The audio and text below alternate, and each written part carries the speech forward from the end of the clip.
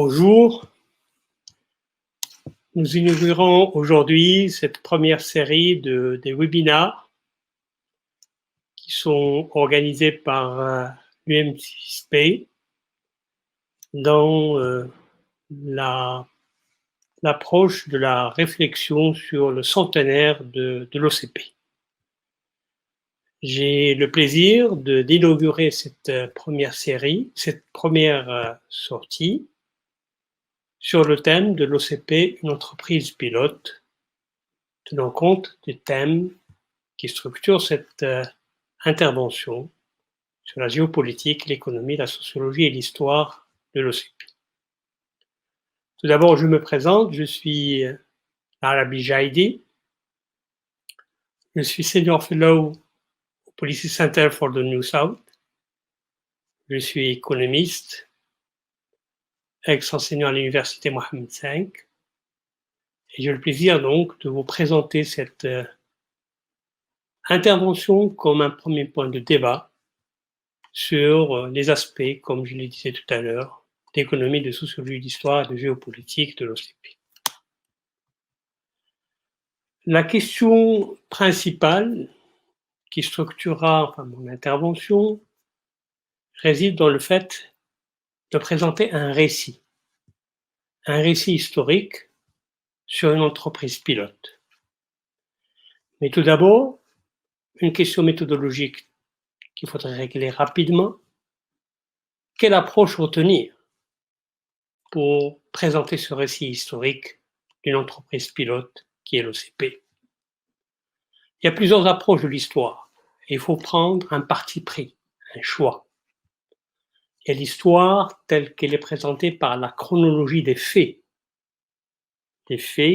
qui retracent la vie de l'Office chérifien du phosphate et OCP, je dirais des premières formes d'exploration sur la ressource phosphate jusqu'à aujourd'hui, tenant compte évidemment d'un certain nombre d'évolutions, de bifurcations importantes. Il y a donc cette approche aussi d'analyser le récit historique d'une entreprise pilote à travers ces phases, qui sont des séquences, qui ne sont plus des faits sur lesquels on s'arrête, des dates particulières, mais qui sont celles d'un certain nombre de périodes qui correspondent à l'histoire aussi du développement de notre pays. Depuis la fin du protectorat jusqu'aux années de l'indépendance, disons des 4 ou 5 premières années de l'indépendance, pour nous arrêter plus particulièrement sur les années 2000, qui représentent une nouvelle approche de la stratégie de l'OCP dessinée depuis 2005. Ce sont là deux approches qu'en général on retrouve dans pratiquement toutes les réflexions sur l'histoire de l'OCP. De ma part, je voulais vous présenter une approche différente, c'est-à-dire une approche qu'on appelle l'histoire de longue durée, celle des mutations structurelles, c'est-à-dire une approche qui va nous permettre d'analyser, d'observer, de comprendre l'évolution de cette entreprise pilote à travers une série de couches historiques. De couches historiques en partant de comment cette ressource naturelle a été mise en valeur, dans quel contexte géopolitique mondial, dans quel contexte du géoéconomique lié au marché international du phosphate, comment cette entreprise a-t-elle géré sa relation avec ses salariés, avec ses collaborateurs, cette approche de l'histoire sociale de l'OCP, et comment surtout comprendre la montée en puissance économique de l'OCP sur cette longue durée. Et l'OCP étant une entreprise qui est présente dans des échelles différentes, des échelles à la fois mondiales, l'échelle nationale et l'échelle territoriale, il faut bien marquer aussi quelle est cette histoire de l'ancrage de l'OCP sur son territoire, sur ces territoires d'exploitation minière et de valorisation de cette mine. Pour terminer, une approche aussi qui peut faire une synthèse, c'est celle de l'histoire institutionnelle, du rapport, je dirais, de l'OCP à l'État, à la nation, d'une certaine manière.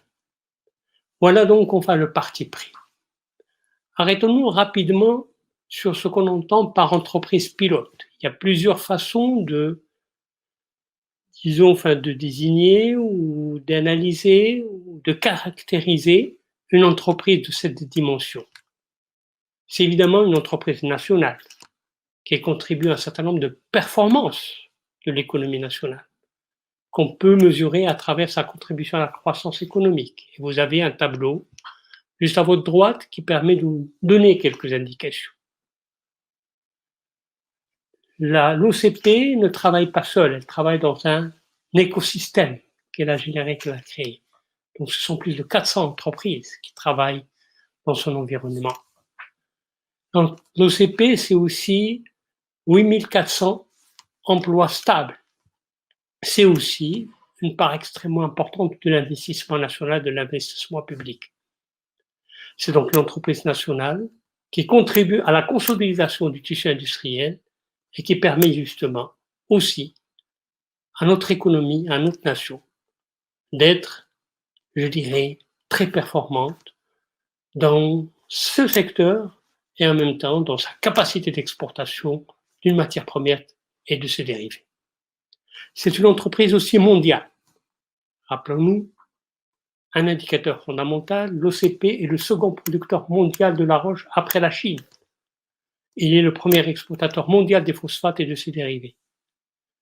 Et en fait, plus que l'entreprise mondiale ou internationalisée par ses marchés, qu'elle arrive à couvrir par ses différents produits, c'est une entreprise dite globalisée. Globalisée parce qu'elle rentre dans des alliances stratégiques au niveau international, à travers des investissements, à travers des joint ventures diversifiées. C'est en même temps donc une entreprise aussi, tout en étant globale, elle est locale.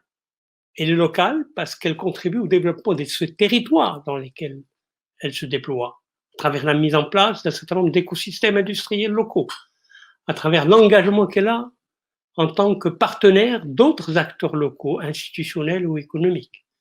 C'est une entreprise aussi qui a démontré, notamment dans les dernières décennies, que c'est une entreprise citoyenne par son investissement et son implication dans un certain nombre d'activités sociales.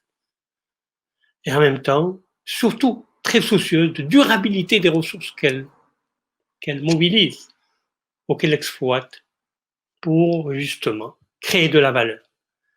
Et donc c'est une entreprise, au-delà d'une entreprise pilote, au-delà d'une entreprise qu'on peut appeler une entreprise leader dans son secteur, c'est une entreprise motrice. J'ai utilisé ce concept, ce terme, pour désigner fondamentalement ce que je considère comme étant la singularité de l'OCP dans le paysage des industries marocaines. C'est une entreprise transformatrice d'une ressource naturelle, en un capital matériel, c'est-à-dire en un capital d'investissement, d'équipement, à un capital immatériel, c'est-à-dire aller vers la recherche-développement, aller vers la création d'un capital humain qui est capable d'innover, de réfléchir aussi sur comment mieux exploiter la ressource naturelle et mieux dégager de cette ressource naturelle qui est la roche un certain nombre d'autres possibilités d'exploitation, disons, de ressources minérales qui sont déterminantes pour l'avenir de ce secteur. C'est le récit donc historique de cette entreprise pilote qu'on peut observer à partir d'un certain nombre d'indicateurs. Ces indicateurs qui démontrent, à travers cette longue durée, c'est-à-dire ce siècle d'histoire d'activité économique industrielle, de savoir-faire industriel, comment l'OCP est arrivé aujourd'hui, grâce à ces réserves mondiales dont dispose le Maroc, qui représente à peu près 72% des réserves mondiales, à acquérir 35% de la part du marché des phosphates sous toutes ces formes, à réaliser des milliards d'investissements. Vous avez le montant des 200 milliards d'investissements sur la période 2008 jusqu'à 2030 avec ces projections, qui regroupe 350 clients, 30 filiales de joint venture, des milliers de collaborateurs, est présente dans un certain nombre de sites miniers, mais aussi de sites de transformation et d'équipements de portuaires. Au-delà, évidemment, de ces indicateurs, qui nous donnent déjà une idée de la puissance, de la capacité d'action de l'OCP, au niveau national et au niveau international. C'est une entreprise dont l'histoire est jalonnée par un certain nombre de, je dirais, de turbulences de la géopolitique. Et l'intérêt, c'est de savoir quelle relation a la géopolitique avec une entreprise, notamment pour l'entreprise minière. Tenez-vous bien, la géopolitique a été présente dans l'histoire de l'OCP depuis sa jeunesse jusqu'à temps actuel et va rester permanente dans, je dirais, la souci et en même temps la prise de risque en face de l'OCP. Pourquoi? Parce que l'OCP, anciennement Office chérifien des phosphates, comme vous le savez, est né déjà d'une régulation d'une tension internationale, d'une tension entre les grandes puissances, qui, après l'acte d'Algésiras et déjà dès les premières explorations, voulait accéder à cette ressource minière de manière générale et à la ressource phosphatière de manière particulière. Et il a fallu un daïr du maréchal Lyautey qui a confié les opérations d'exploitation et d'exploration à l'État chérifien et à son seul compte, dans une perspective justement d'éviter que les Allemands, les Anglais ou d'autres puissances puissent accéder à cette ressource. Donc déjà la géopolitique était présente dans cet enjeu international de la création de l'OCP. Puis cette géopolitique, on va sauter un siècle pour montrer qu'aujourd'hui, elle est toujours présente à travers un certain nombre de tensions et de conflits que rencontre l'OCP dans le déploiement de sa stratégie au niveau mondial. C'est la question du cadmium, ce minerai qui est présent dans les engrais et qu'on qualifie comme étant toxique, sur lequel évidemment il y a des enjeux d'écologique et sur lequel évidemment l'OCP s'attelle à démontrer qu'elle peut créer un phosphate qui soit écologique et que cet aspect du cadmium a été utilisé aussi de manière, je dirais, à dessein pour essayer de perturber et de gêner l'OCP dans son déploiement international. C'est l'affaire aussi des phosphatiers arraisonnés illégalement en Afrique du Sud, il y a 2 ans ou 3 ans. C'est l'affaire Mosaïque aujourd'hui, c'est-à-dire un phosphatier américain qui conteste la capacité enfin des phosphates d'entrer sur le marché américain et dans le monde et qui essaye de voir par quelle mesure considérer que l'OCP fait de la concurrence déloyale, chose qui n'est bâtie sur aucun fondement de droit international. L'histoire aussi d'une entreprise qui est marquée par des turbulences de la géopolitique aujourd'hui. Pourquoi? Parce que la géopolitique, du point de vue de la logique de l'entreprise, est plus une contrainte qu'un choix. Parce que l'OCP est une cible dans la déstabilisation du Maroc, à travers la question de l'intégrité territoriale, mais à travers aussi sa puissance de leader, en tant que leader dans le marché phosphatier. Il y a des facteurs de fond qui vont contribuer à généraliser ces risques géopolitiques. Nous sommes dans un environnement international perturbé. Nous sommes dans une conflictualité permanente, notamment dans l'accès au marché de la ressource. Et évidemment, l'entreprise, l'OCP en conséquence, a besoin d'anticiper, de déterminer ces risques et d'essayer de les traiter pour pouvoir bénéficier des opportunités qu'elle a et de limiter la capacité de nuisance de ses adversaires. Et la géopolitique devient aussi un composant essentiel de la stratégie de l'entreprise aujourd'hui plus qu'hier, parce qu'elle est de plus en plus mondialisée, parce que nous sommes dans un environnement, comme je disais tout à l'heure, où les États sont en conflit, ou parfois même des entités non étatiques, des mouvements sociaux internationaux, s'agitent selon leur logique idéologique ou politique, et en même temps parce que l'entreprise doit s'appuyer sur son État, sur sa diplomatie, pour mesurer les risques qu'elle encourt et se donner évidemment les moyens d'une prévention et d'une protection. L'entreprise est aussi, l'OCP, actrice de la géoéconomie mondiale. Elle n'est pas tout simplement dans un environnement de géopolitique perturbé, où le jeu des acteurs utilise un certain nombre de facteurs de nuisance, mais aussi elle est dans un marché mondial où les stratégies enfin des concurrents, qu'ils soient nations, qu'ils soient entreprises, essayent évidemment de se positionner pour avoir le plus de parts mondiales dans ce marché, qu'il soit marché de la roche ou qu'il soit marché des biens intermédiaires, disons, de l'acide, ou qui soit évidemment celui des engrais. Mais évidemment, enfin, la détermination de la position des uns et des autres, États ou entreprises dans ce marché mondial, tient compte évidemment des réserves mondiales. Le Maroc est un des premiers, si ce n'est le premier pays, dont la richesse phosphatière est de loin incontestée. 75% de la richesse mondiale des phosphates. Mais évidemment, il est suivi par un certain nombre de pays, comme la Chine.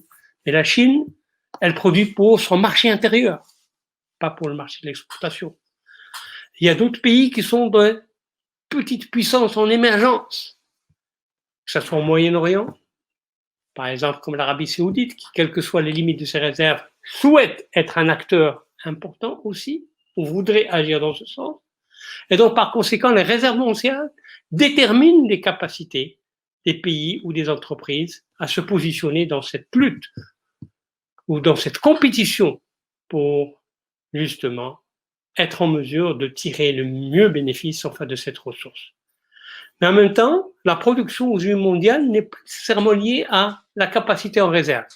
Il y a des pays qui ont des grandes réserves, mais qui ne produisent pas aujourd'hui des parts importantes, et inversement. Tout dépend des stratégies des pays et des entreprises en fonction de leurs demandes de marché intérieur et des opportunités du marché extérieur. Mais le marché extérieur mondial est en progression. Il est mouvant. Il est en progression parce qu'il y a une demande importante venant surtout des pays qui ont une population extrêmement importante parce que le phosphate, s'il est tiré de la terre, il nourrit la terre par ses fertilisants. Et donc, dans cette volonté des pays de se sécuriser du point de vue alimentaire, notamment les pays à grand volume de population, Chine, Inde, Nigeria, Éthiopie, etc., il y a évidemment une demande mondiale qui est extrêmement importante, même si elle évolue en fonction aussi d'un rythme conjoncturel. Mais c'est un marché globalement qui reste oligopolistique, c'est-à-dire il est dominé par 4 ou 5 grands pays et entreprises, avec évidemment l'enjeu fondamental, c'est la formation du prix mondial et cette capacité d'agir sur la formation des prix mondiaux. L'OCP a cette capacité, tout compte d'un certain nombre de variables, d'une conjoncture, pour essayer de déterminer quel est le prix d'équilibre qui correspond à son intérêt pour mobiliser la ressource et réinvestir dans ses capacités de production. Et le marché, évidemment, qui est plus fort potentiel de développement, c'est le marché africain, tenant compte de sa démographie, tenant compte, évidemment, de la question de la sécurité alimentaire et tenant compte d'autres variables qui agissent, notamment sur la question de l'approvisionnement en engrais. L'histoire de l'OCP, ou dehors de ce cadre international dans lequel elle se déploie, c'est aussi l'histoire d'une montée en puissance économique. Une montée en puissance économique d'une entreprise nationale. Et cette montée en puissance économique en termes de capacité d'action, d'innover, d'avoir des parts de marché de plus en plus importantes, elle tient d'une logique, d'une stratégie bâtie sur un certain nombre de valeurs de comportement, d'éthique de conduite, de mobilisation de ses ressources humaines, de confiance dans ses rapports avec la société, avec l'État. Mais à partir évidemment de ces valeurs, l'OCP a tracé une stratégie de longue durée pour avoir une vision de long terme sur la base de cette vision enfin à long terme. Et cette stratégie est bâtie ou construite autour de 2 leviers fondamentaux. Le premier étant la maîtrise de la chaîne de valeur. Qu'est-ce qu'on entend par la maîtrise de la chaîne de valeur? C'est évidemment descendre la chaîne de la valeur de la ressource naturelle jusqu'aux produits finis qui sont les engrais phosphatés. Dans la période coloniale, l'exploitation était essentiellement une exploitation de la roche et de l'exploitation des matières premières. Dans la période de l'indépendance, le Maroc a pu construire des unités de transformation d'acide phosphorique. Il a fallu attendre les années 2000-2005, à partir des années 2005, où la percée de l'OCP dans la composante de la filière phosphatière, c'est-à-dire les engrais, a pu monter en charge, monter en puissance. Et cette capacité, qui était un choix extrêmement audacieux et en même temps pertinent, a pu être conduit grâce à une certaine, pour permettre d'avoir une certaine flexibilité dans la gestion de la demande. C'est-à-dire développer la production de la roche ou développer le produit intermédiaire ou développer enfin la fabrication des engrais en fonction du marché international et en fonction surtout des prix qui se nouent enfin, dans chacune de ces composantes de cette filière. L'intérêt, c'est d'aller vers la diversification et surtout la diversification de l'acide phosphorique et la diversification aussi des engrais à la carte pour être en mesure de répondre à des demandes qui sont très différentes venant des pays où la structure évidemment des terres arables ou la morphologie de la terre est différente. Ça, c'est le premier volet qui est la maîtrise de la chaîne de valeur. Le deuxième niveau, c'est un écosystème par le partenariat et la formation. L'OCP est une entreprise puissante, elle est dans un marché international, il est tout à fait logique qu'elle cherche à nouer des relations avec un certain nombre de partenaires, attirer des partenaires industriels de renom, appuyer enfin la PME marocaine ou les PME marocaines dans leur développement et accompagner les investissements de partenaires. C'est ça ce qu'on appelle l'écosystème. C'est être à la fois ouvert sur des partenaires étrangers, mais aussi pousser par le bas la PME, l'entreprise marocaine dans des activités connexes à l'exploitation phosphatière ou à l'industrie phosphatière pour leur permettre d'avoir aussi une dimension importante dans leur activité et resserrer les liens entre un donneur d'ordre et des co-traitants ou de sous-traitants. Et donc partager le savoir-faire à partir de ces compétences, des compétences notamment humaines. Parce que l'important d'une entreprise, ce n'est pas tout simplement la technique, ce n'est pas la maîtrise technologique, ou même la maîtrise technologique ne peut avoir de l'effet bénéfique et positif que si elle est consolidée par une ressource humaine de grandes compétences, qualifiées. Et donc, la dimension importante en phase de la montée en puissance, c'est résider dans le capital humain, mais c'est un capital humain qui est né et se développe au sein de l'entreprise de l'OCP, mais qui en même temps a cette mobilité.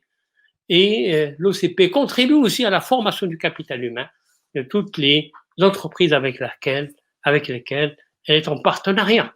Donc, c'est ces relations structurées qu'on vous voyez enfin dans le schéma à votre droite qui vous permet évidemment de tisser un écosystème solide d'articulation entre partenaires étrangers et PME locales et en même temps de mieux contribuer à la montée en chaîne des valeurs, comme j'ai indiqué tout à l'heure. Évidemment, dans cette montée en puissance, comme je disais, il y a le développement des joint ventures avec des grands noms de l'industrie ou de la construction qui évidemment intéressent directement l'activité auprès des phosphates. Ces joint ventures, qui sont des genres de sociétés communes avec des partenaires étrangers, sont multiples aujourd'hui dans le dynamique enfin, de la création d'entreprises de l'OCP. Des joint ventures avec des leaders d'engineering, des joint ventures avec des entreprises de transformation et de commercialisation d'arrange en Inde, au Pakistan, au Brésil, des joint ventures aussi qui privilégient parfois des produits à forte valeur ajoutée, comme avec la Belgique ou l'entreprise Preon. Grâce à cette montée en puissance, et peut-être aussi par l'innovation technologique, il y a un lien entre les deux, c'est-à-dire la montée en puissance s'appuie sur l'innovation technologique et l'innovation technologique est la résultante aussi de la montée en puissance parce qu'il faut la financer, il faut la développer, il faut avoir la capacité évidemment d'assurer la pérennité enfin de cette dynamique d'innovation technologique. Deux exemples, c'est le slurry pipeline qui est une innovation majeure dans la vie de l'entreprise qui lui a permis de réduire ses coûts à la fois de transport public, mais aussi des coûts énergétiques. C'est aussi la cogénération énergétique. Aujourd'hui, l'entreprise OCP est en train d'avoir un objectif qu'elle va atteindre 2025, c'est l'objectif de l'autoproduction de l'énergie. Que ce soit une forme de cogénération électrique ou que ce soit sous la forme d'exploitation d'énergie renouvelable. Et en même temps, innovation technologique pour valoriser tous les déchets industriels qui permettent d'utiliser les eaux rusées, de valoriser les déchets énergétiques, etc. Donc, l'innovation technologique n'est pas tout simplement dans les techniques de production ou d'exploitation ou d'exploitation de la roche et des phosphates. C'est aussi et surtout dans toute la transformation des biens et en même temps aussi des services qui accompagnent l'activité. Dans cette perspective, vous avez vu enfin comment l'OCP a des objectifs pour 2020-2025 ceux de répondre à 40% de la demande mondiale, non seulement dans le minerai brut, mais aussi dans les dérivés, dans l'acide et dans les engrais. Donc une ambition grande. Cette ambition va nécessiter de doubler la capacité du minerai, de tripler la capacité d'acide et d'engrais, et de maîtriser aussi les coûts tels que je viens de les expliquer, les coûts à la fois industriels et les coûts des inputs, comme ceux de l'énergie. L'histoire de l'OCP, ce n'est pas tout simplement cette montée en puissance, avec une stratégie bâtie sur des valeurs et sur une vision. C'est aussi une histoire socioculturelle. L'OCP, c'est une entreprise qui est construite par ses salariés dans le long terme. Et donc, il faut se rappeler les mémoires des luttes ouvrières qui ont marqué des phases déterminées dans l'évolution de la vie de l'OCP dans les années 60, dans les autres 70 et dans les années 80. Parfois d'âpres luttes pour la défense de leurs droits économiques et sociaux. Mais au-delà de ces moments qui étaient des moments de conflictualité, le dialogue social arrivait toujours à prendre le pas sur les tensions et à trouver, en fonction de l'intérêt général, les modalités de consensus autour des salariés et du management enfin, de l'entreprise. Aujourd'hui, je peux considérer qu'à travers le dialogue et à travers le développement de l'écoute sociale, depuis les années pratiquement fin 2000, à la suite des mouvements notamment enfin, de contestation de jeunes qui se sont manifestés dans le cadre du printemps arabe au Maroc, printemps marocain, il y a un choix qui a été fait d'aller vers l'écoute, le dialogue et la volonté d'inclure les jeunes et d'inclure les femmes et d'investir dans la culture et dans le social, dans les différents sites miniers, pour prendre en charge ces revendications et aller vers une approche de l'OCP qui serait une approche non pas d'une entreprise comme elle était perçue à un certain moment, une entreprise d'État dans l'État, une entreprise centralisée, une entreprise qui peut-être contribue au développement du pays au niveau national, mais n'accorde pas beaucoup d'importance aux mouvements sociaux et en tout cas aux sites miniers dans lesquels elle intervient, que ce soit sur l'angle enfin, de l'environnement ou sur l'angle social. Cette approche ou cette, je dirais, perception qui était dominante pendant un certain moment est en train aujourd'hui d'être totalement remise en cause grâce justement à la nouvelle approche de dialogue et du développement de l'écoute sociale et surtout par la formation et par l'inclusion des jeunes dans les sites miniers et dans les sites de transformation minière. Pour cela, l'OCP a mis en place un certain nombre de structures pour renforcer cette dimension de formation destinée à des jeunes.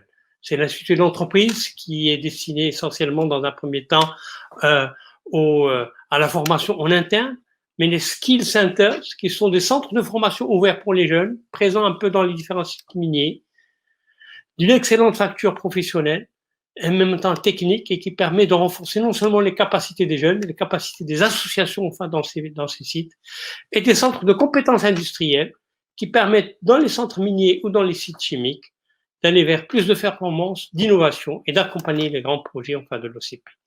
Donc, nous sommes sortis d'une logique tout simplement d'une entreprise où les mémoires des luttes étaient dominantes, à une société où il y a une implication des salariés enfin, dans la vie de l'entreprise de manière très importante, avec évidemment une revalorisation de leurs compétences.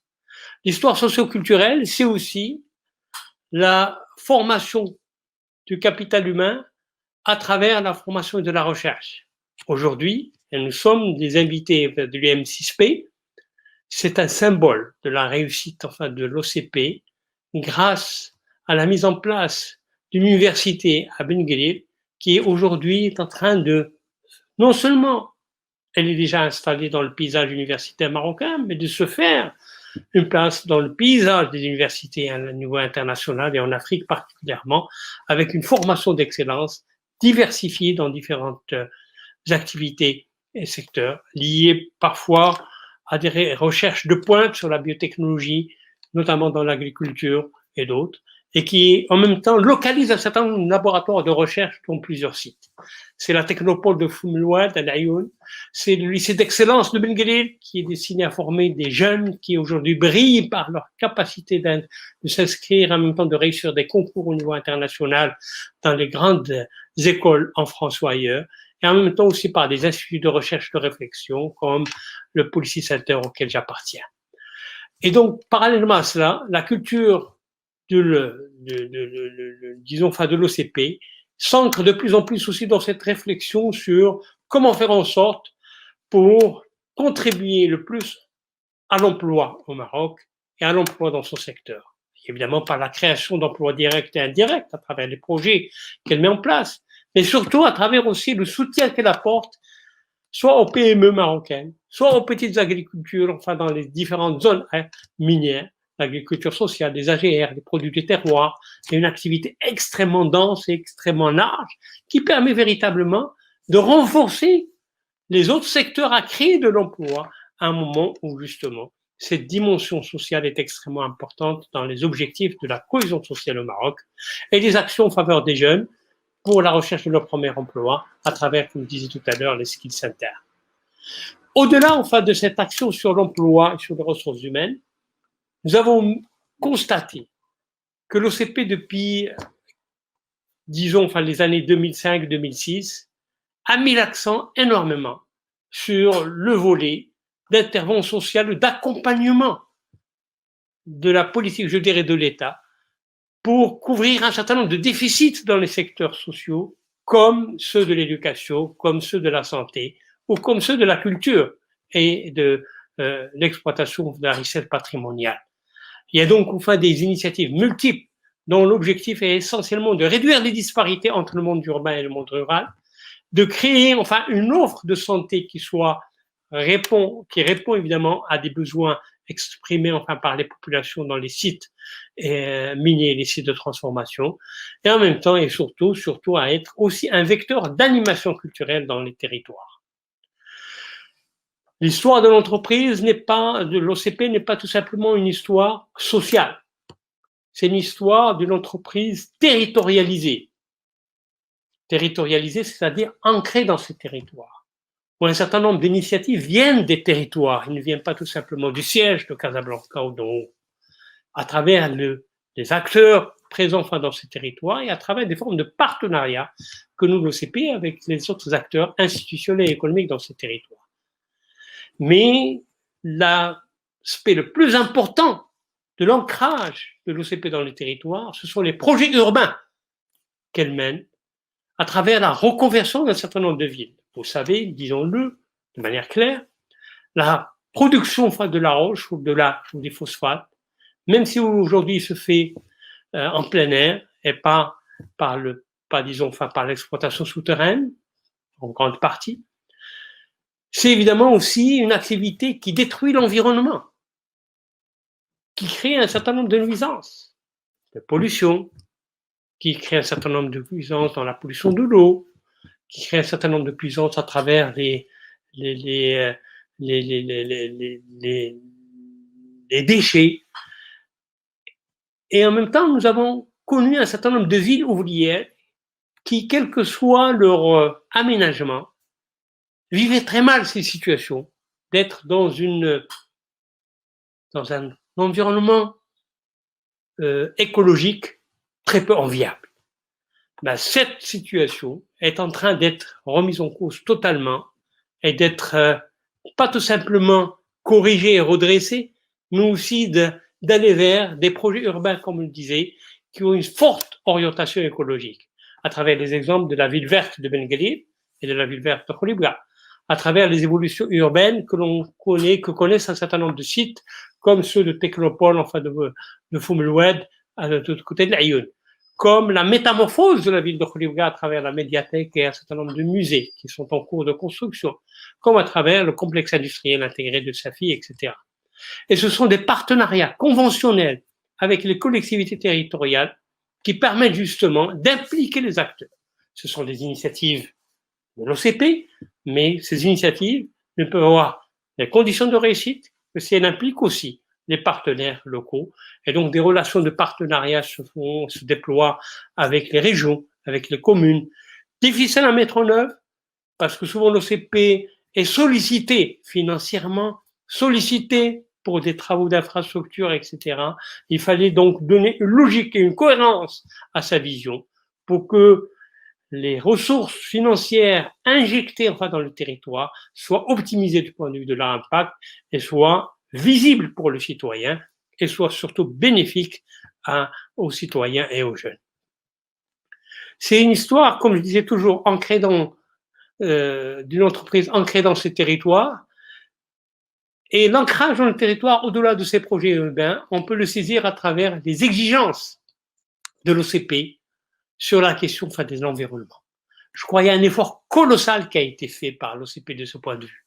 Parce que, comme je disais tout à l'heure, beaucoup de nuisances de l'activité minière venaient justement soit des déchets, soit de la pollution des eaux, soit de la déperdition d'énergie, etc. Or, l'OCP a mis l'accent sur comment rationaliser la gestion des besoins en ressources pour ne plus toucher à la ressource des nappes phréatiques qui sont destinées à être pérennes pour la longue durée et à être réservées à l'usage des populations pour s'autosuffire en termes de production d'eau à partir des eaux non conventionnelles, c'est-à-dire des eaux usées, des eaux épurées, etc., ou des eaux de mer avec les unités de dessalement.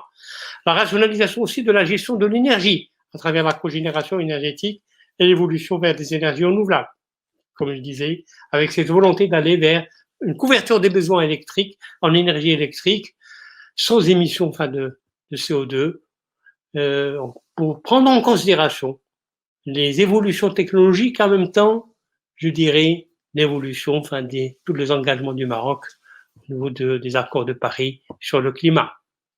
Évidemment, il y a des externalités négatives qui étaient produites à travers l'action de l'OCP.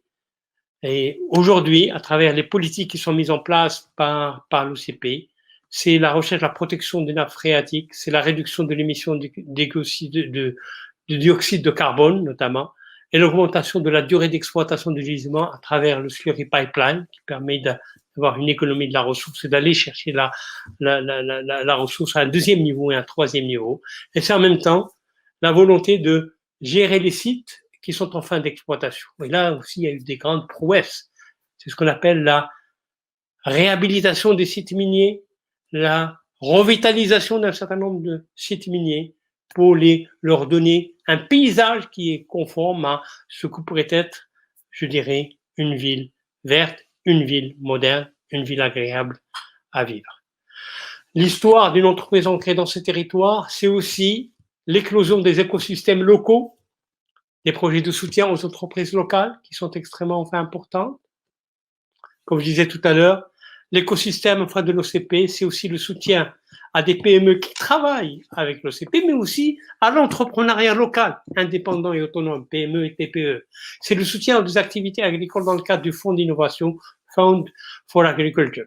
C'est aussi le soutien des PME non agricoles dans le cadre du plan émergence avec le Business Opportunities des PME, avec des quotas qui ont été réservés à ces PME dans les marchés de l'OCP. Donc, un projet de soutien aux entreprises locales. Ce n'est pas l'entreprise qui compte et qui pense que pour elle-même. Elle pense à, comme je disais tout à l'heure, à régénérer le tissu économique, à revitaliser le tissu économique des sites et en même temps à créer peut-être de nouvelles conditions d'émergence d'entreprises locales, d'activités locales, liées à la maintenance, liées à la sous-traitance ou liées à des activités connexes comme la transformation de l'agriculture, des produits agricoles ou autres. Et donc aussi, ce sont les accélérateurs synergétiques du développement local qui vont permettre de bénéficier de l'engagement de l'OTA et de l'OCP à travers un certain nombre d'actions comme les Fertiparks, les technopoles et le développement des centres de compétences dont je parlais tout à l'heure. Voilà donc ce que c'est que cette histoire de l'OCP dans ses rapports au territoire, qui dans un premier temps étaient des rapports extrêmement délicats, complexes, qui aujourd'hui se nouent dans des partenariats, se nouent dans l'inclusion des jeunes, à travers l'inclusion des jeunes, se nouent aussi avec le mouvement associatif dans un certain nombre de projets dont le bénéfice va retomber sur les populations de ce territoire et de ce site. Dernier aspect enfin de cette présentation, c'est l'histoire institutionnelle de cette entreprise pilote. L'OCP peut-être ne pouvait pas arriver à réaliser ces grandes performances au niveau mondial, au niveau national et dans les territoires enfin de localisation si elle n'avait pas défendu la nécessité d'avoir un statut nouveau, celui de statut anonyme. Un établissement public vit parfois, c'est la version ancienne dans laquelle vivait l'OCP, vit parfois dans des situations de tutelle administrative et de tutelle financière qui ligotent la capacité de l'entreprise à définir sa stratégie et en même temps à trouver les formes de synergie entre la stratégie enfin de l'entreprise et la stratégie enfin sectorielle. Dans le cas de l'industrie minière, il faut sortir. Pour l'OCP, il faut dire que c'est la seule entreprise, mais parfois dans d'autres secteurs miniers, il y a évidemment des difficultés à trouver la correspondance, la cohérence entre la stratégie de l'entreprise et la stratégie des ministères.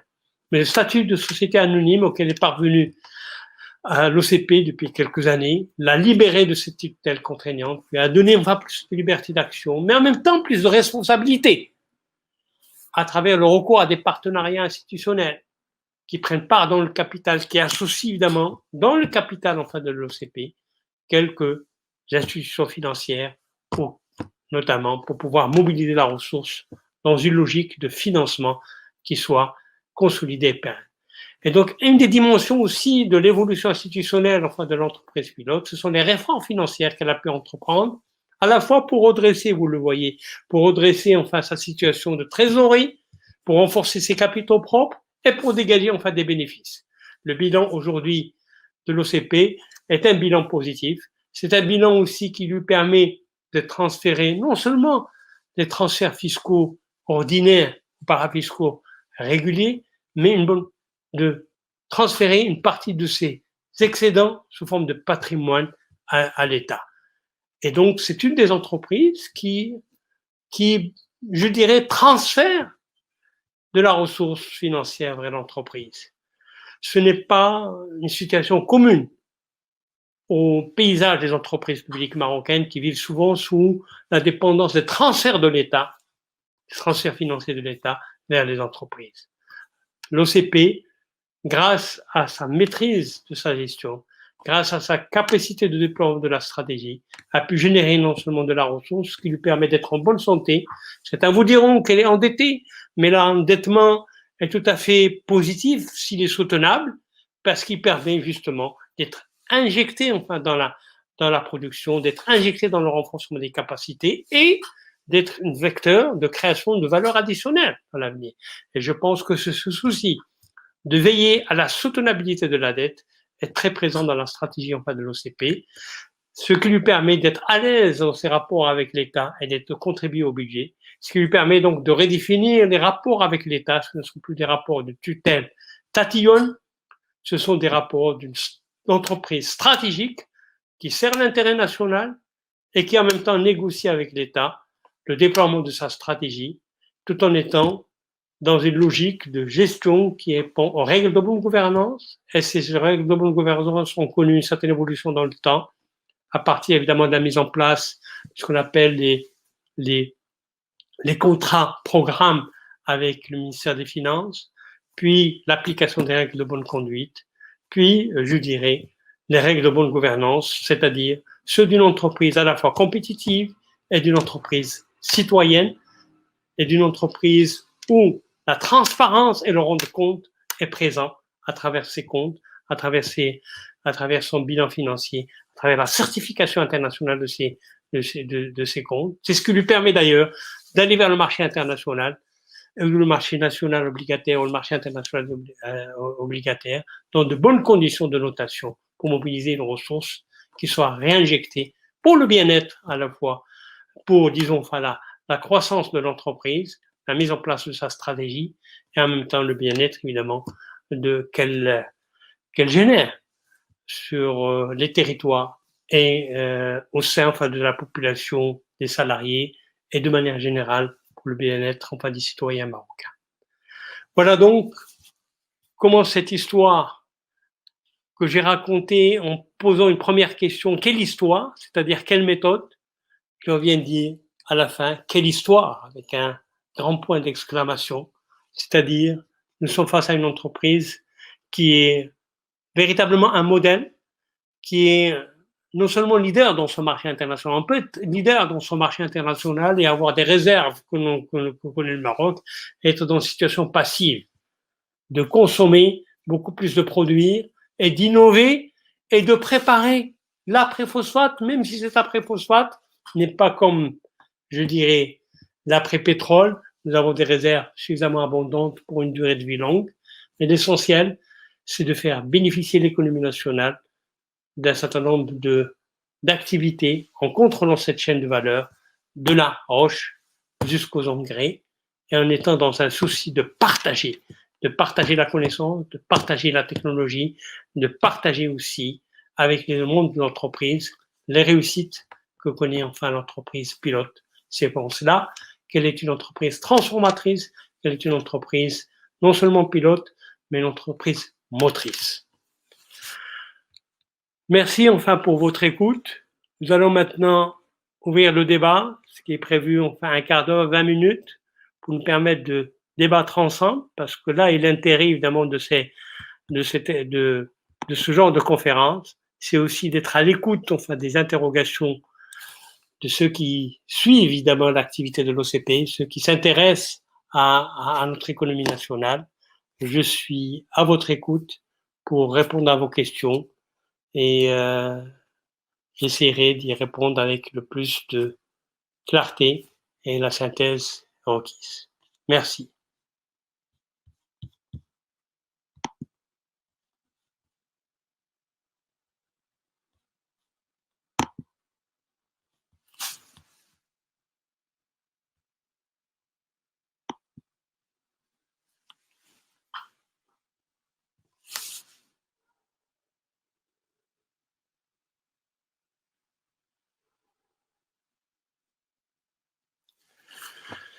La question qui est posée, c'est celle de savoir, selon mon avis, quel est le secret économique qui a fait que l'OCP est devenue une entreprise pilote. Le secret, c'est tout simplement le sérieux, la vision, les valeurs sur lesquelles est construite une vision. Parce qu'une entreprise, c'est une unité qui vit ou qui dépérit. Pour vivre, il faut avoir une capacité d'anticiper l'environnement dans lequel se déploie cette activité de l'entreprise et prendre les bonnes décisions. Et peut-être même gérer le risque que je disais tout à l'heure, géopolitique ou géoéconomique. Pour pouvoir le gérer, il faut donc avoir cette capacité d'anticiper, de savoir où est-ce qu'on va. Souvent, évidemment, quand un manager prend en charge une entreprise publique, il sait d'où il part. Soit elle est dans de bonnes situations ou dans de mauvaises situations, peu importe. Mais le plus important, c'est le cap qu'il veut donner à cette entreprise. Et comment faire en sorte pour que cette entreprise ait des retombées sur l'économie de son pays et sur la société de son pays et sur les territoires dans lesquels elle est localisée. Donc le secret économique ou le secret de l'OCP, avant qu'il ne soit économique, c'est un secret lié à la capacité humaine, à l'intelligence collective, de mettre en mouvement une entreprise en réunissant dans cette dynamique d'évolution toutes les volontés de ses salariés en interne, de ses partenaires, de l'État, qui est le détenteur en dernier ressort du patrimoine et du capital de l'entreprise. Il faut convaincre. Et pour convaincre, il faut avoir une stratégie, une visibilité, et savoir, dans un marché extrêmement perturbé, où il y a des alliances et des contre-alliances, où il y a parfois des coups bas, où il y a une volonté parfois de nuire à l'adversaire ou à l'entreprise concurrente, pouvoir anticiper sous ces aspects-là. Donc le secret économique, c'est les valeurs d'éthique et de confiance qu'on met en place au sein de l'entreprise et qui déterminent ses comportements et ses agissements. Et il y a la vision sur le long terme. Quel choix faut-il prendre? Même si ce sont des choix risqués, il faut savoir calculer le risque et le prendre. Et en même temps, que ces choix soient gérés par une intelligence collective, c'est-à-dire par la collaboration à la fois de tous les salariés, du management et des autres acteurs qui interviennent dans la logique et la vie de l'entreprise. Voilà enfin le secret. Les valeurs, la stratégie et la mise en œuvre de la stratégie par une dynamique collective. Comment la maîtrise de la chaîne de valeur et l'écosystème par le partenariat et la formation impactent la montée en puissance économique de l'OCP. Tout d'abord, la maîtrise de la chaîne de valeur. Maîtriser la chaîne de valeur, les phosphates, c'est une activité qui commence par l'exploitation de la roche, du minerai brut. On peut dire, bon, enfin, on s'arrête là. Beaucoup de pays qui ont des ressources naturelles en Afrique, le pétrole notamment, s'arrêtent à l'exploitation du pétrole et le vendent de manière brute. Mais d'autres le transforment, le raffinage. L'OCP a choisi déjà depuis la décennie des années 60-70, du moment de l'indépendance, d'aller un peu plus vers la transformation de la roche pour les biens intermédiaires, c'est-à-dire l'acide phosphorique. Il faut aller un peu plus loin au-delà de l'acide, parce que l'acide n'est que input dans la production de l'engrais, qui est le produit noble et le produit final de la chaîne de valeur. Donc de la roche au fertilisant, à l'acide phosphorique, aux engrais. Et vous voyez comment on parle de chaîne de valeur, c'est pour produire des engrais qui vont revenir pour nourrir la terre. Et la roche, on l'a extraite de la terre. C'est la chaîne de valeur qui particularise l'activité des phosphates. Donc soit on peut dire le marché international est intéressant déjà par la demande de la matière première, ou il est déjà intéressant en termes de prix par la production, enfin de la matière première, l'input acide phosphorique, on s'arrête là. Mais le fait de couvrir la chaîne et d'aller vers le produit final vous donne une plus grande maîtrise et vous pouvez avoir plus de flexibilité. Cette année, le marché international est plus porteur dans les engrais que dans l'acide phosphorique, que dans la matière brute. Ben, je ralentis la production en amont pour pouvoir, en tout cas de la roche, pour pouvoir mieux utiliser nos capacités en engrais. Donc c'est ça ce qu'on appelle la chaîne de valeur. C'est ce qui permet d'optimiser l'investissement et en même temps d'avoir cette flexibilité de choix et de jouer sur le prix final dans le marché international. Et vous êtes meilleur concurrent si vous maîtrisez enfin cette chaîne plutôt que si vous restez en amont, tout simplement à la création de à l'exploitation de la roche. Voilà donc la chaîne de valeur. L'autre volet, c'est l'écosystème. L'écosystème, c'est l'ensemble des activités qui sont liées à l'industrie de l'extraction ou de la transformation. Ça peut être l'industrie énergétique qui vous livre l'électricité ou qui vous livre évidemment les énergies renouvelables. Ça peut être la maintenance des équipements. Ça peut être la ressource et du traitement de l'eau. Ça peut être tout simplement les activités de service. Donc c'est ça ce qu'on appelle un écosystème. Un écosystème industriel. C'est l'ensemble des industries qui, au dehors de votre filière, de votre chaîne de valeur, contribuent à mieux rationaliser votre production, maîtriser vos coûts et améliorer votre rendement. Donc, une entreprise motrice, c'est celle qui crée ce tissu, qui incite à la mise en place de cet écosystème, c'est ce qu'a fait l'OCP. Comment la maîtrise de la chaîne de valeur et l'écosystème par le partenariat?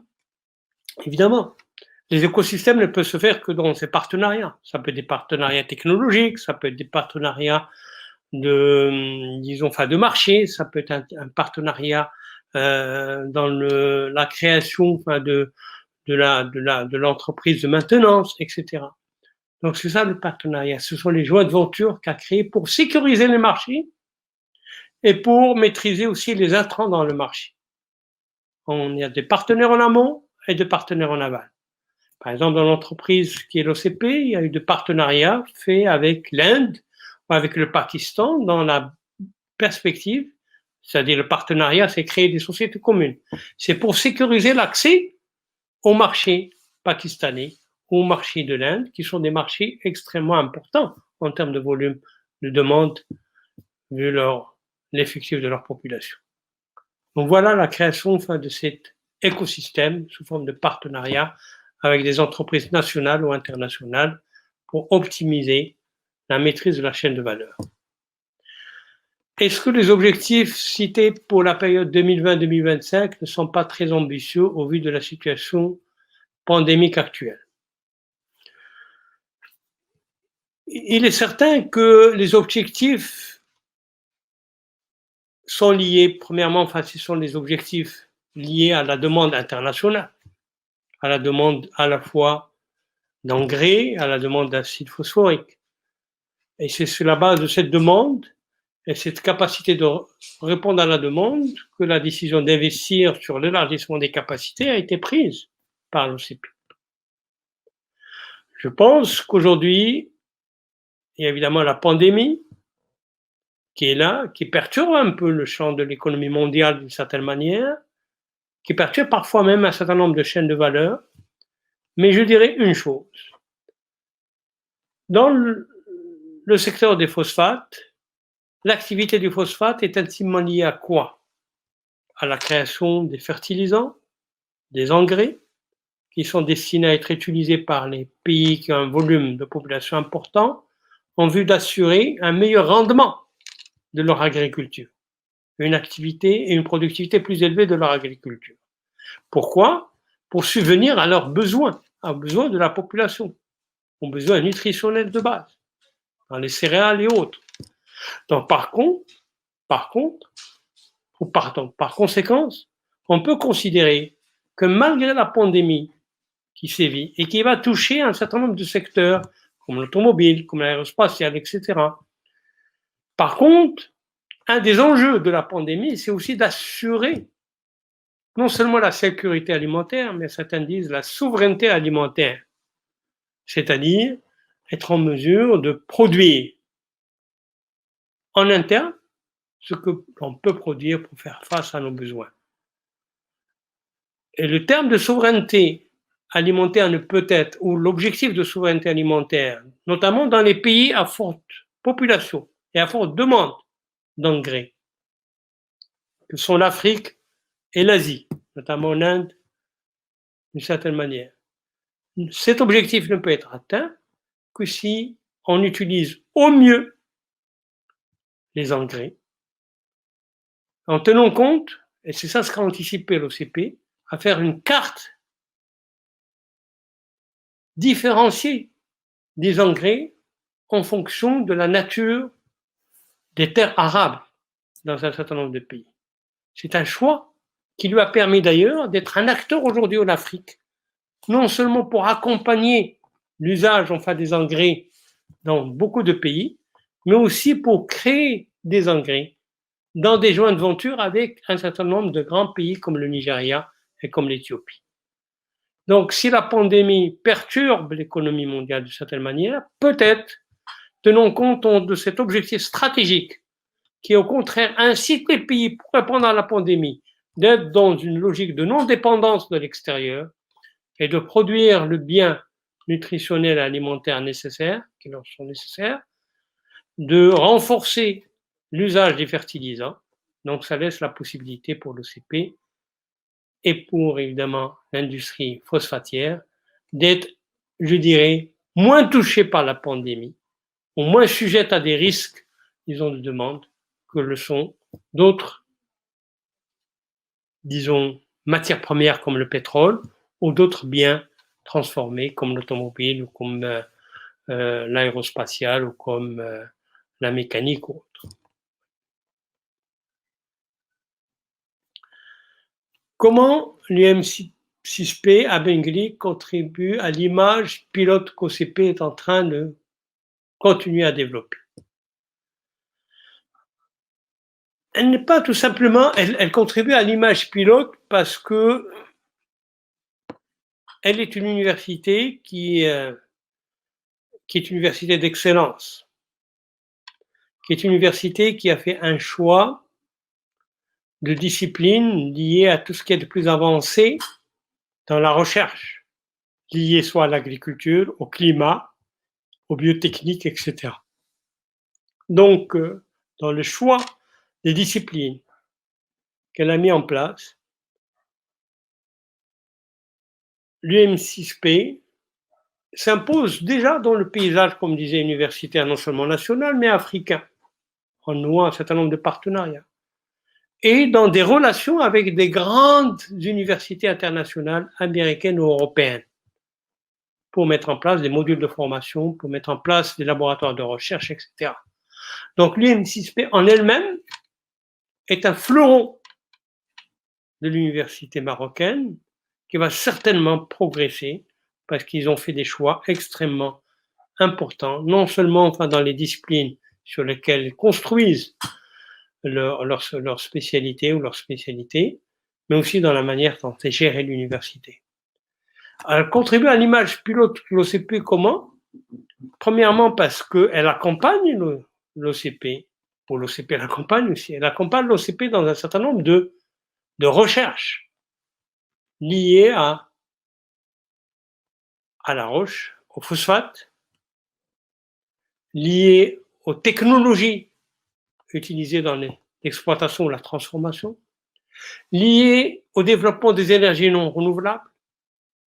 Donc elle a participé, ou elle participe, à faire en sorte que l'OCP consolide les choix qu'elle a faits en termes d'entreprise qui a un souci environnemental et qui a un souci extrêmement important porté sur l'innovation, permettant justement de mieux exploiter le potentiel des phosphates, aujourd'hui et de demain, en termes de gypse, en termes de nouveaux minéraux extraits des phosphates, etc.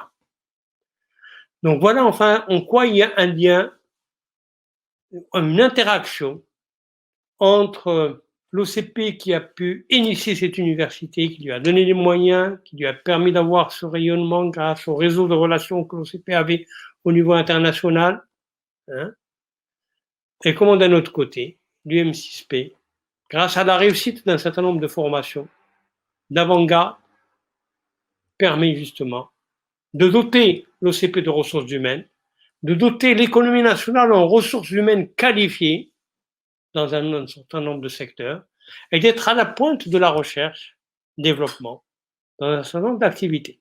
Et vous le savez très bien, comment la recherche développement au Maroc est relativement encore à un niveau pas très avancé, et des initiatives de cette nature lui donnent une impulsion, lui permettent de créer une dynamique qui, j'espère, pourra aussi être partagée avec d'autres universités marocaines pour aller vers une recherche appliquée, parce que l'enjeu de demain dans la compétition mondiale, ce n'est pas le coût de la main-d'œuvre des salariés, c'est le capital humain formé dans la recherche, dans l'innovation, dans l'encadrement, et c'est en même temps cette capacité de breveter un certain nombre de découvertes ou d'innovations. C'est ce qu'a fait l'UM6P à travers ses laboratoires, et ça ouvre des perspectives extrêmement intéressantes pour l'avenir du pays.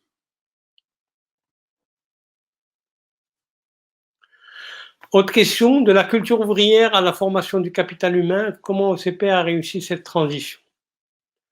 Très bonne question, parce qu'effectivement, vous savez, globalement, un peu dans le monde, les entreprises minières sont toujours connues comme étant des entreprises qui ont des rapports extrêmement conflictuels, soit avec leurs salariés, soit avec la population dans les sites d'exploitation. Avec le salarié, parce que le travail est pénible, parce que le coût de la vie étant élevé, peut-être que les salaires ne correspondent pas véritablement à la nécessité d'assurer le bien-être de ses salariés, et aussi et surtout parce que l'entreprise minière, bâtie sur l'exploitation de la mine, dans le souterrain ou dans le plein air, produit un certain nombre d'effets nuisibles à l'environnement. Donc, pour pouvoir justement sortir de cette situation où parfois les salariés, même si, il faut le reconnaître, de tout temps, les salariés de l'OCP ont bénéficié de salaires moyens beaucoup plus importants que les autres activités industrielles, ce qui est tout à fait naturel. Si l'entreprise est riche, il faut qu'elle commence aussi à partager sa richesse avec ses salariés. L'OCP a toujours aussi assuré un certain nombre de prestations sociales à ses salariés, anciennement, à travers l'accès à la santé, parfois l'appui à l'accès à l'éducation, et en même temps la gestion d'une caisse de retraite qui était extrêmement, disons, financièrement lourde à gérer. Et l'OCP a fait en sorte de gérer, parce que ce n'est pas son métier, d'externaliser cette caisse de retraite et de la domicilier dans un établissement qui est spécialisé dans la gestion des retraites. Donc la culture ouvrière a été dans un premier temps une culture de revendication. Pas toujours et uniquement sur les salaires, c'était sur les conditions de vie. La pénibilité du travail, de la mine, donnait à ces revendications parfois une certaine légitimité. Des moments très durs dans ces luttes, parfois de conflits intenses, de longue durée, mais souvent parce que l'entreprise avait elle aussi développé une capacité d'écoute avec les syndicats, que ce soit l'UMT dans un premier temps, que ce soit la CDT dans un deuxième temps, que ce soit les autres syndicats qui sont venus s'implanter dans les sites miniers, à développer cette capacité d'écoute. Je pense que la contestation ouvrière avait aussi généré, d'une certaine manière, une contestation des jeunes, sachant que les jeunes dont les parents ont été soit d'anciens salariés, soit des salariés à la retraite, revendiquaient un droit qu'ils considéraient comme légitime, d'avoir une priorité pour l'emploi dans les villes Kholivga ou le Soufia ou autres. Évidemment, cette conflictualité a été exacerbée aussi dans la période, comme je disais, du printemps arabe, dans les années 2011, avec le mouvement de contestation des jeunes chômeurs. Mais on a vu cette initiative de l'OCP d'aller vers ces revendications, qu'elles soient prises en charge par le mouvement associatif ou qu'elles soient prises en charge par les syndicats, et de négocier, de dialoguer. Donc le dialogue et la négociation. Mais le dialogue et la négociation, pas tout simplement pour apaiser ou diminuer la tension, non, pour trouver des solutions qui soient pérennes, qui impliquent et qui incluent les jeunes, si ce n'est pas dans l'emploi au sein de l'OCP, dans des activités connexes, et pour avoir une capacité d'insertion dans le marché du travail, notamment des jeunes, il fallait s'attaquer à la formation de ces jeunes, améliorer l'adéquation de leur formation au marché du travail, leur donner de nouvelles opportunités, les accompagner dans la création de petites entreprises, TPE, améliorer leur formation technique dans un certain nombre de secteurs, parce que souvent, nos étudiants chômeurs viennent de disciplines de lettres, etc., qui les rendent très loin de cette sensibilité à la question économique ou à la question des techniques. Donc, c'est en multipliant les initiatives, en multipliant les structures de formation pour les jeunes, et en répondant au mieux aux salariés et aux collaborateurs, sachant qu'aussi, le profil des salariés au sein de l'OCP a changé. sont plus dans une vision d'une classe ouvrière au sens traditionnel du terme, travailler la mine dans les profondeurs de la mine. Nous sommes aujourd'hui avec une population d'employés dans les services, avec une population de col blanc, parce que la technologie a changé les procédés de production, parce que les services liés à l'activité de l'entreprise ont augmenté, parce que la transformation industrielle a déplacé les salariés ou l'effectif des salariés de la roche vers la transformation industrielle. Donc, toute cette mutation. Mais il fallait les accompagner pour convaincre sur la base d'une confiance réciproque, sur la base d'un dialogue et sur la base enfin d'une inclusion notamment des jeunes dans une dynamique d'activité. Voilà pourquoi, voilà comment on est passé d'une culture ouvrière au sens du terme à une culture de partenariat, d'une entreprise citoyenne, d'un rapport entre OCP et ses salariés, rapport entre OCP et les sociétés des villes dans lesquelles elles se déploient ou dans les populations des villes dans lesquelles elles se déploient, qui est beaucoup plus apaisée.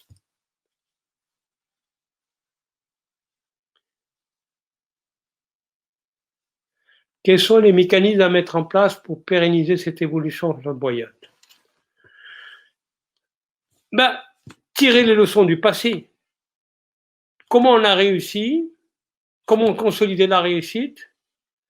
Comment éviter aussi peut-être un certain nombre d'effets de dysfonctionnement qui peuvent ne pas donner le résultat escompté dans un certain nombre d'activités ou un certain nombre d'initiatives.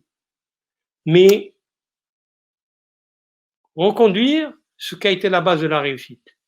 C'est quoi? C'est les valeurs. Les valeurs, c'est-à-dire l'éthique de conduite. C'est un management qui soit à l'écoute interne et qui soit à l'écoute externe. Un management qui soit toujours en veille pour observer, anticiper les risques de l'environnement local ou dans l'environnement international, pour pouvoir se donner les garanties de la réussite de sa stratégie. Si on se donne comme objectif, si l'entreprise se donne objectif, doubler sa capacité de production, notamment dans l'acide et dans les engrais, surtout dans les engrais, il faut qu'elle suive ses marchés, qu'elle essaie d'être présente dans les pays, qu'elle soit à l'écoute aussi du partenariat international. On dit que l'Afrique, c'est notre avenir. Nous sommes des Africains. L'OCP a l'ADN africain. Mais en même temps, nous avons commencé à nous ouvrir sur l'Afrique autrement que par le passé. Je parle de l'OCP. Par le passé, l'Afrique nous intéressait comme marché, comme un marché à grande population, à croissance très élevée, qui ouvre des opportunités tout simplement de vente enfin de la roche, produits bruts, ou de vente de l'acide phosphorique, ou de vente enfin des engrais. Aujourd'hui, l'OCP a une autre logique. Elle ne voit pas l'Afrique tout simplement comme un marché. Elle la voit comme un partenaire. Construire ensemble les fondamentaux pour faire face à un défi qui nous est commun, la sécurité alimentaire. Construire ensemble, ça veut dire aller vers ces pays, répondre à leurs besoins. Ce que l'OCP a commencé à faire, on ne produit pas des engrais comme ça. On produit aujourd'hui des engrais très différenciés. L'engrais que l'on utilise au Ghana n'est peut-être pas celui qu'on va utiliser en Côte d'Ivoire, n'est peut-être pas celui que l'on va utiliser en Éthiopie. Il y a donc une adaptation en tenant compte de la fertilité de la terre ou de la qualité de la terre.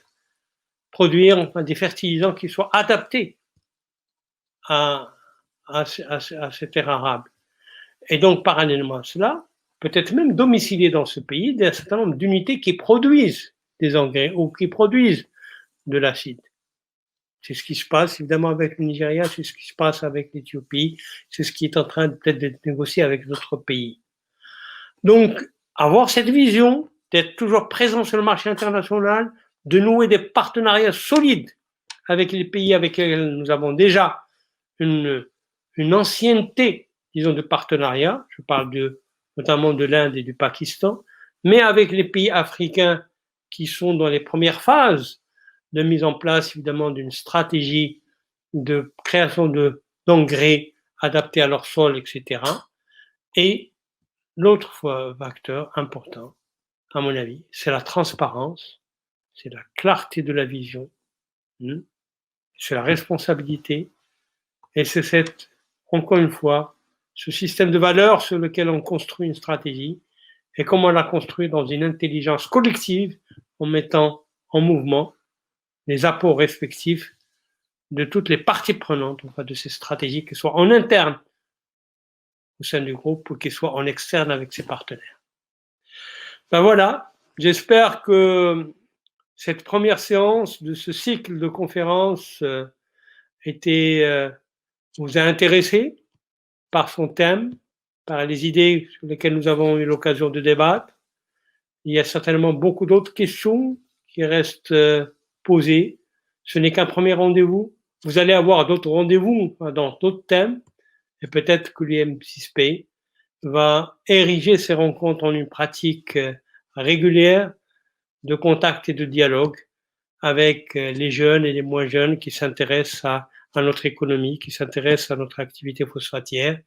Je vous remercie de votre attention et je vous donne rendez-vous à une prochaine occasion. Merci.